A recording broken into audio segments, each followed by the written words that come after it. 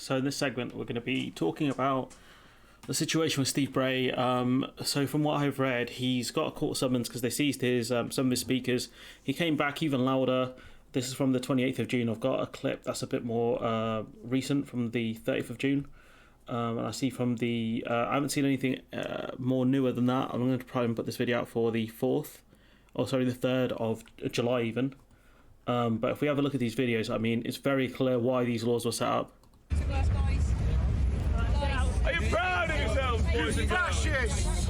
This is not law! This is not law! This is not law! A law was brought in specifically to do this to this man! And in my opinion, I think they did it just to stop Steve Bray, because I think they're annoyed at him constantly interrupting their interviews on Sky and things like that. That's the reason why they've come more recent to blows with him. If we watch this video here. Parliament in support of Steve Bray, who's our champion in... And, you know, this is the day after they took all his stuff. You know, he's back out there, you know, him and, you know, Steve Bray and even more people, because they realise what's happening, what this government are doing. Putting the case for Europe. We still want to be in Europe. We want to reverse Brexit. And in order to silence him, and he has been calling out the politicians who have led us down this wrong turning here, but in order to silence him, they've passed this draconian law against the freedom to protest and to protest loudly. And if we look at this video here, it's another MP warning that this would happen.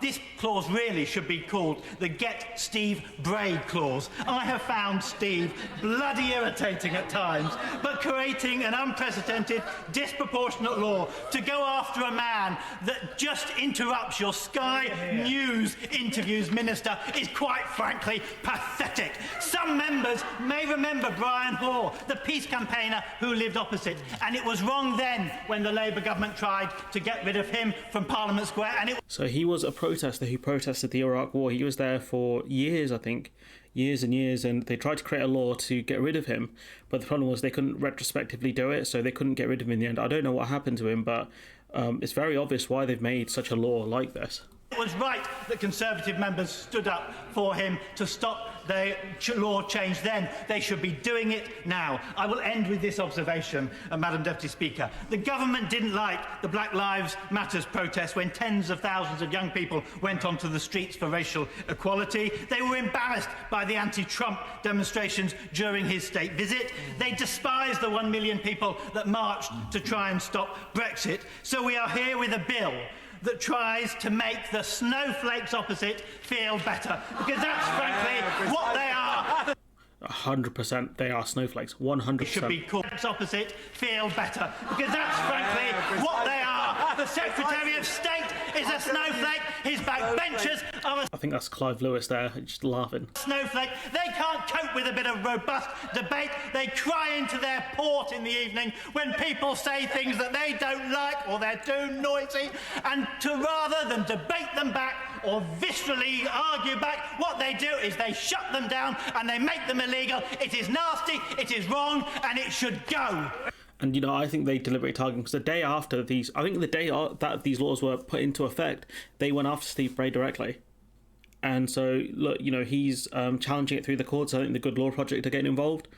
So have a look out for that. But I think it's horrific. It's absolutely horrific what this government have done.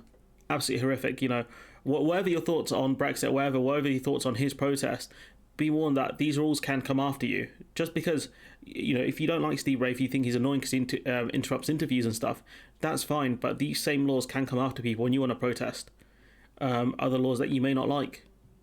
So it's just ridiculous that this is happening, and this is a government full of snowflakes. This is a government full of snowflakes that are happy to use the police state in order to silence people. That's what they're doing here. You know, you can say he's got the right to protest, but he's making noise. That's the point of a protest, is to make noise. So hopefully people can donate to his cause, keep an eye out for him, and, you know, it's concerning. I'm very concerned about the situation that's happening in this country. More and more we kind of descend into more of a fascist state, and it's scary. But anyways, look, I'm going to leave it there. Let me know what you think in the comments below. Like, comment, share, subscribe. Support the channel on Patreon if you can. And hopefully I'll see you in the next one.